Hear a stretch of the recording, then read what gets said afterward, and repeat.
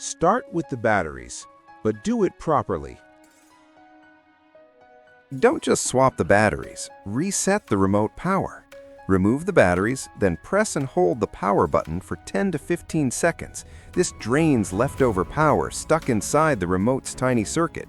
Now add fresh, alkaline batteries, not rechargeable ones. You'll be surprised how often this alone fixes it. Check the sensor path. Your Vizio remote talks to your TV with infrared light. If something is blocking the sensor, like dust, decor, soundbar, or even sunlight, the signal dies.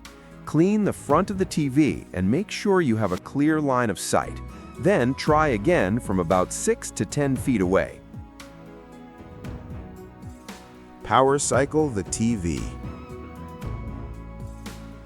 Yes, your TV needs a reset too. Unplug your Vizio TV from the wall. Wait 60 seconds, not 10, not 20, a full minute. Now, while it's unplugged, hold the power button on the TV for 10 seconds. Plug it back in. This clears the TV's memory and remote pairing glitches. Try the Vizio SmartCast app. If the remote still won't respond, download the Vizio SmartCast app and use your phone as a remote. If the app works, your TV is fine. That means the remote itself is the problem, not the TV. At least now you have a backup. For Bluetooth/voice remotes, repair them. Some Vizio remotes need pairing.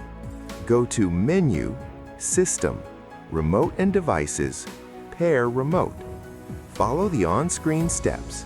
If the pairing fails, replace the batteries again and retry closer to the TV. Bonus tip: sticky buttons. If some buttons work and others don't, oils and dust may be inside the keypad.